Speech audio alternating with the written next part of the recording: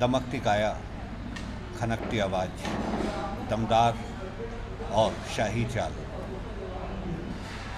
जब चले तो चारों तरफ स्वागत गीतों की बहार, और जब रुके तो सुई पटक सन्नाटा। आप सोच रहे होंगे ये किस शहंशाह की किस्सा गोई हो रही है। तो जनाब, ये और कुछ नहीं, हमारे अस्तित्व और हमारे जंगलों के राजा बाघ की कहानी की किस्सा गोई है। टाइगर शब्द का मतलब होता है तीर।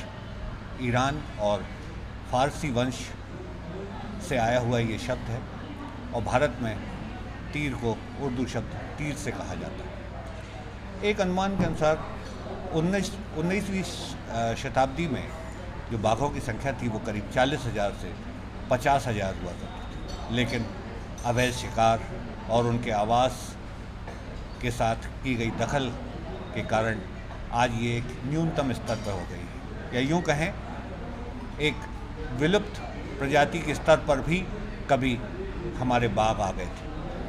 फिर सरकार चेती, उनके संरक्षण की बात उठने लगी, और 1970 में तत्कालीन सरकार ने इनके संरक्षण की बात सोची, और 1972 में वन जीव संरक्षण अधिनियम लाया गया, जिससे उनके संरक्षण के लिए एक पुख्ता इंतज़ाम किए जा सके। 1973 में टाइगर प्रोजेक्ट शुरू किया गया, और टाइगर प्रोजेक्ट का मतलब ये था कि उन जगहों पर जहाँ पर इस प्रोजेक्ट को लागू किया जाएगा वहाँ बाघ संरक्षण के लिए तमाम सुविधाएं उपलब्ध कराई जाएंगी और तमाम सख्त कानूनों का पालन कराया जाएगा। और जब पहला टाइगर प्रोजेक्ट शुरू हुआ तो उसमें जिम कॉर्बेट को लिया गया, जो हमारा टाइगर प्रोजेक्ट का पहला टाइगर रिजर्व था।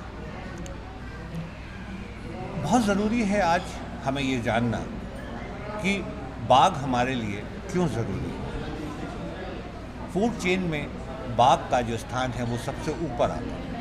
अगर हम बाघ की रक्षा करेंगे, बाघ को संरक्षित करेंगे, तो निश्चित तौर पर हम बाकी जितनी भी पारिस्थितिकी तंत्र है उसमें आने वाले जो अन्य जीव हैं उनको हम बचा पाएंगे। और हम जैसे छायाकार जो पर्यावरण और जंगल से प्यार करते हैं, वन्य जीवों से प्यार करते हैं, तो हम अपने छायाचित्रों के माध्यम से यही एक संदेश लोगों तक या लोगों को जोड़ने के लिए किए जा रहे अपने प्रयासों से ये करने की कोशिश करते हैं कि हम उन तमाम सारे हिंदुस्तान और हिंदुस्तान के बाहर के जंगलों में जाएं और वहाँ पर उन तमाम सारे सिर्फ बाघ की बात ना करें, बाघ के अलावा भी और भी जो जानवर हैं उनके सुंदर तस्वीरें खींचें और आम जनता तक उसको पहुँचाएं। क्योंकि एक बात बहुत तय है कि हम उसी को संरक्षित करने की या उसको बचाने की कोशिश करते हैं जिससे हम प्यार करते हैं। और ये प्यार करने का तरीका हम जैसे छायाकार करने की कोशिश कर रहे हैं कि लोगों को प्यार सिखाएं, लोगों को प्यार करना के लिए एक तरह से मजबूर करें। और आज का ये जो दौर है सोशल मीडिया का, या तमाम सारे माध्यम हमारे पास हैं जिनके ज़रिए हम घर घर तक, ये यूँ कहें कि हम ड्राइंग रूम तक पहुंच जाते हैं और अपनी बात को बहुत पुख्ता तरीके से लोगों तक पहुंचा पाते हैं। आज बाघ दिवस है और इस बाघ दिवस का उद्देश्य भी यही होना चाहिए कि हम बाघ को प्यार करें, या यूँ कहें कि अगर बाघ हैं तो हम हैं।